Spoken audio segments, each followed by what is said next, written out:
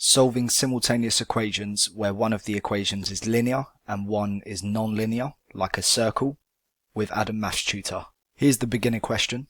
This is one of the easiest types of questions that you're likely to see on this topic. In the previous video, we looked at solving simultaneous equations between a linear and a quadratic. This time it's still non-linear, but it's not a quadratic. It does have an x squared term in it, but it also has a y squared term. This is actually the equation of a circle.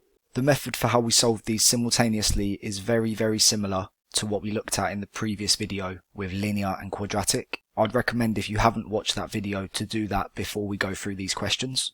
Similar to those linear and quadratic ones, we're not going to be able to solve these by using elimination and making the coefficients in front of the variable that we're trying to find the same. We'll have to use substitution instead.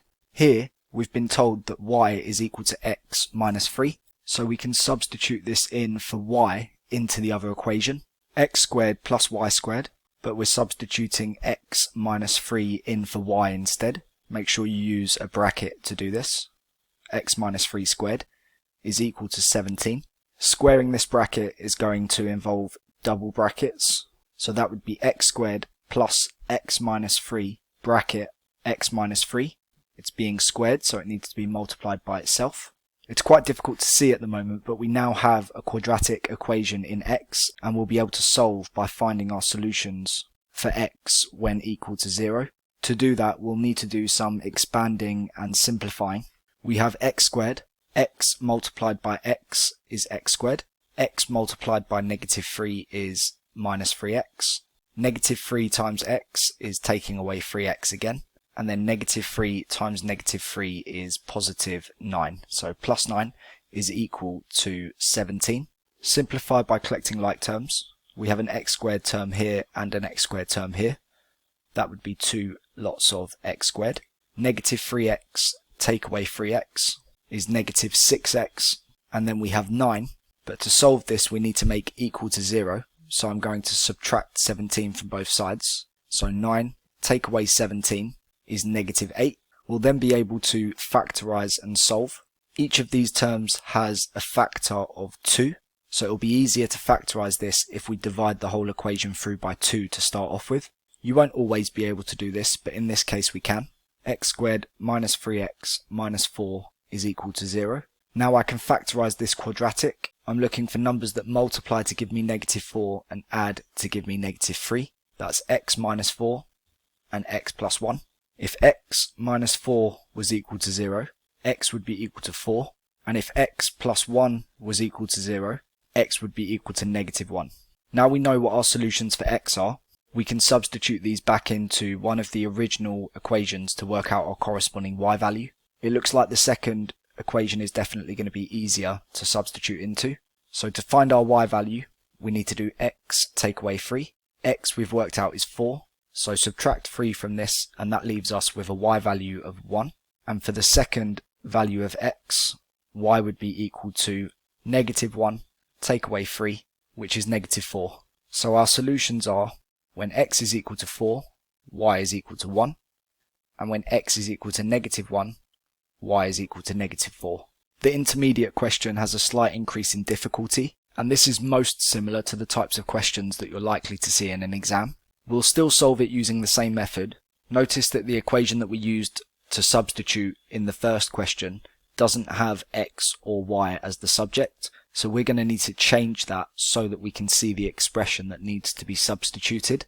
So I'm going to rearrange this to make x the subject. You can do it to make y the subject. The question will still work. You'll just end up finding the x value instead of the y first, or vice versa. So I can make x the subject by adding y to both sides. So x would be equal to 2 plus y. And now I'm going to use this equation to substitute this expression for x. So subbing this into the first equation, x squared, and we've just worked out that x is 2 plus y squared, plus y squared is equal to 34. Remembering that 2 plus y squared is the same as 2 plus y times 2 plus y. 2 times 2 is 4, and 2 times y is 2y. Y times 2 is 2y again, and y times y is y squared. So now we've expanded the brackets, we can simplify by collecting like terms. We have y squared plus y squared, which is 2y squared. We also have 2y plus 2y, which is 4y. Lastly, we have 4 on the left-hand side. Remember, to solve, we need to make this quadratic equal to 0. So I'm going to subtract 34 from both sides to do that. 4 take away 34 is negative 30, is equal to 0. Similar to the last question, each of these is a multiple of 2, so we'll be able to divide through by 2, making this easier to factorise. Y squared plus 2y minus 15 is equal to 0. This quadratic does factorise. We're looking for numbers that multiply to give us negative 15 and add to give us 2, y minus 3 and y plus 5. If y minus 3 was equal to 0, y would equal 3, and if y plus 5 was 0, y would equal negative 5. Substitute these values for y back into one of the original equations to work out x. It's probably most useful to use this equation that we rearranged here, since we made x the subject.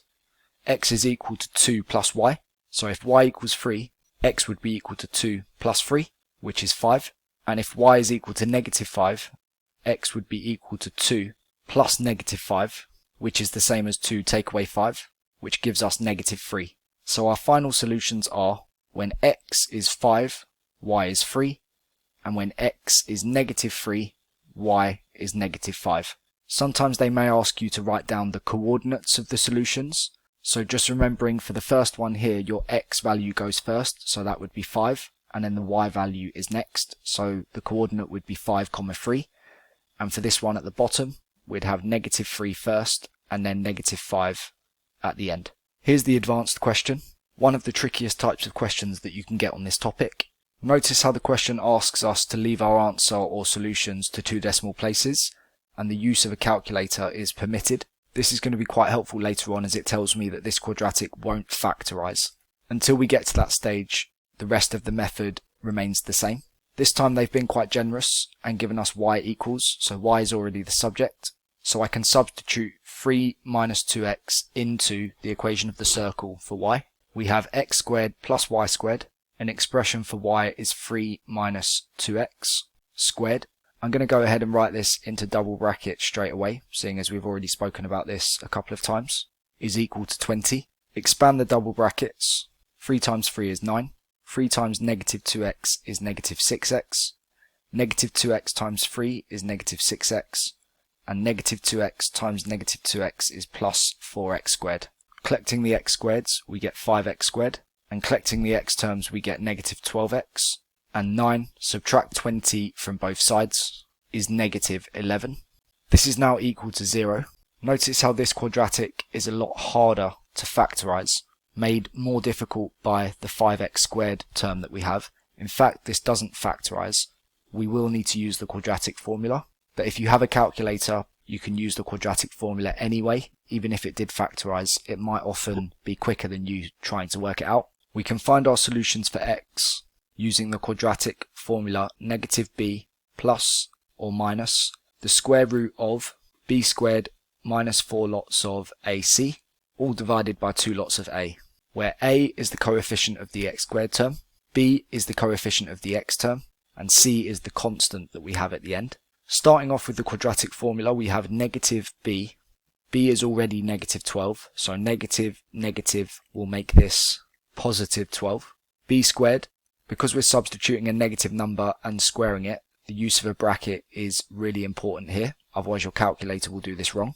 Then we're taking away 4 lots of a, which is 5, and multiplying that by c, which is negative 11, all divided by 2 lots of a, which is 2 lots of 5. Type this into your calculator exactly how you see it here using an addition. This will give you your first value for x, which is 3.108. Always go 1 decimal place larger than what you're expected to give your answer to avoid any rounding errors with the next calculation. Now retype or edit what you've written on your calculator to get rid of the addition and put a subtraction instead. This will give you your other value for x, which is negative 0.708. And we can find our corresponding y values by substituting these x values back into one of the original expressions. Y is equal to 3 take away 2 lots of x, 2 lots of 3.108, which is negative 3.216. And for the second x value, 3 minus 2 lots of negative 0.708 is 4.416. We were asked to round our solutions to 2 decimal places. So rounding all of these to 2 decimal places, 3.11, negative 3.22, negative 0.71, and 4.42. So our final solutions are when x is 3.11, y is negative 3.22, and when x is negative 0.71, y is 4.42. Before you go, have a little look at this solution which I've provided for a question similar to one of the intermediate ones. It appears as though I've made a couple of mistakes. Let's see if you can pause the video, identify them, and tell me what they are or some corrections in the comments below. Thanks for watching. If you found that video useful, don't forget to hit the like button and leave a comment. If you're struggling with maths or finding topics difficult, you can subscribe and turn on notifications to receive regular updates about new video tutorials. Don't forget to visit my website adamonlinetutoring.com for a full searchable list of all topics with exams, questions and solutions. You can also visit me on social media using the handle @AdamMathsTutor on Instagram, TikTok, Facebook and Twitter. All links in the description below.